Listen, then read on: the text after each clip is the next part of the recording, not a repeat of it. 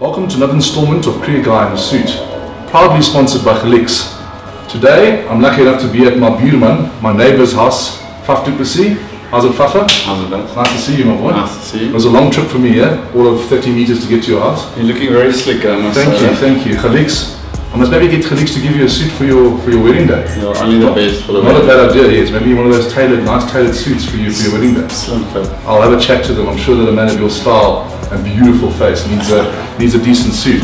But I see you're going to make us some ham and cheese sandwiches today. I am. I'm doing the healthy cooking for you today, seeing that you're always on a diet. Got some nice fresh fish, some prosciutto, and just a salad on top to make it look beautiful. How long did you practice the word prosciutto before you got it right? It's gliding off the tongue at the moment, but as for a burki, sometimes it's not. Those difficult things are hard to pronounce. Nice. Well, I'm sure it's nice to be back. I mean, you haven't been in your own home for a while, so it's nice for you to be back in your own bed. Yeah, it's tough. It's difficult because we play all three forms these days. It's a lot of cricket. So when you come back to your house, which is this one in Victoria, my time is so valuable just to spend time with some family and just especially do a lot of cooking, because as you know, when you're away all the time, all you do is eat restaurant food. So when I come back, you don't see me in a restaurant. No, I noticed. You have cooked for me for a few times, but let's see what you have. It shows your skills. Okay, basically as you can see, it's prosciutto. What I'm going to do is just cut the fish up. What fish have we got here? We've got some hake there. Then this is like just a spice, rosemary, salt and pepper and olive oil, which I'll just dip the fish in, and then we'll roll the fish in the prosciutto. Got some potatoes there, we'll go on top of that and into the oven, and then I'll make a nice dressing for the salad of watercress, spinach and what's the other one? Rocket. So that will go nicely together and we'll serve it up and make it look beautiful. Fantastic, I look forward to it. Happy with that? So I just put it in. 20 minutes in the oven and then it should be ready.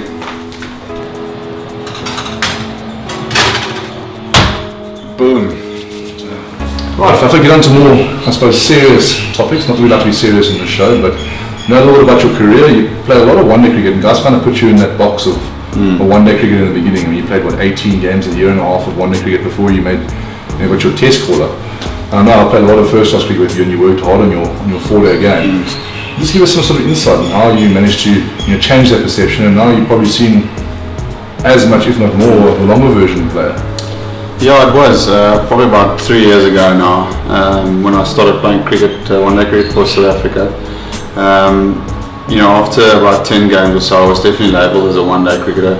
Unfairly, or fairly maybe. I suppose you can go both ways, yes. I wasn't really sure too much about my game plan in four-day cricket. And I just made a conscious decision that four-day cricket, test cricket was something that I really aspired to play. All the guys you always speak to say that test cricket is the form that you want to be playing in.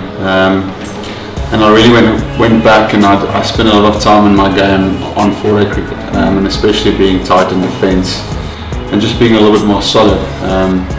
And Matt Maynard at the time with the Titans helped a lot. You relaxed you a lot more, didn't you? Yeah, just settled my game plan in a way. So then I had a really good four-day season for the Titans. I didn't play a lot. I think I played four-day games and scored 300s in that time. So then I really proved to myself that I can play the longer form. And then it happened quickly. I played an SA game in a four-day game against Sri Lanka and I got 150. And then I was called up for the England series to be the backup batter. So it happened really quickly. It was nice for you to get a bit of time in England. You didn't play in England.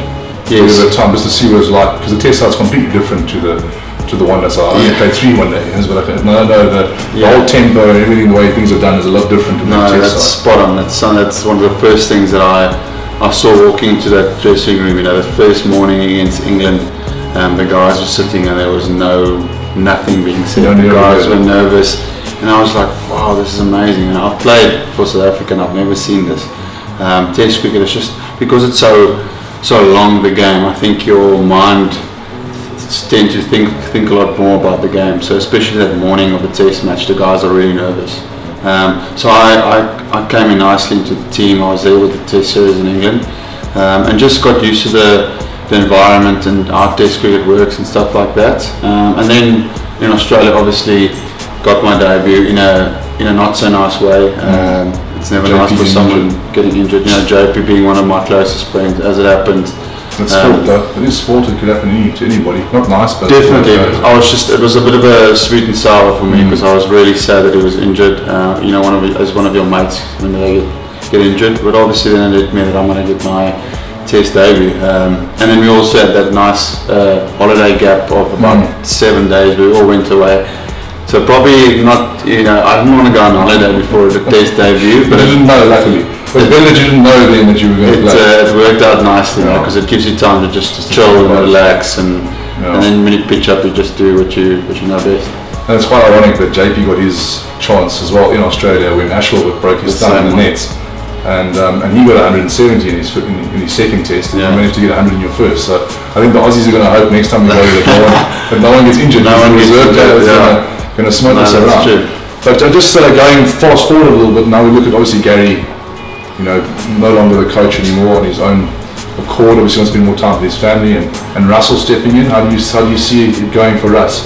Just backtracking with Gary. I mean, he's been so great for the Proteas and our environment and our culture. You know, he's such a great person, and he's inspired us to be the same. He always talks about the cricket is important, but what you are as a person is much more important. You know, so I think we spend a lot of time in our culture and how we want it to be as a team. So when are you going to start working on the person? That comes second, so looks first, then it's the personality. I'm just joking. So we did a lot of work on that, and that's great. So at the moment, you know, the environment in the Protea team is brilliant, and the senior players are excellent. And now Russell, at least he's been a part of that for a while now. So you'll just continue with Gary's work. Obviously he'll have his own fingerprint on stuff in coaching and how he wants the team to work. But I think it's very important that we continue with what Gary started and continue that good work. Not try and reinvent the wheel. Yes. And lastly, last thing before we go, I just want to talk to you a little bit about captaincy. I know that you are the T20 captain now officially. Abraham has said that it's over to you. And just give us some sort of idea on your styles of captaincy. I know we've got, I dread to say the word, another World Cup coming up next year, I think it is. 2020 World Cup. Obviously, you're going to be in the limelight there. And you know, whenever you go into these World Cup things, you know, we got that stupid tag that's always tagged to us, which we all hate as cricketers. Yes. But it's there. How do you see yourselves getting over that? That's a terrible monkey that's on our back. It's bigger than a monkey. I wish I could be the guy to give you the way out of that. Unfortunately, it's going to be with us until we win some silverware. My style as a captain is just, I mean, I'm a very relaxed guy, so you won't hopefully see me panicking too much. And I've always really enjoyed being a leader and thinking on the field and making decisions. So I think I'll play my best cricket like that because I feel I'm consciously thinking about what I'm doing. So I'm really looking forward to it. It's going to be a huge challenge, it's going to be a lot of pressure. Obviously, as you know, the press jumps on it quickly as soon as we get to those ICC events.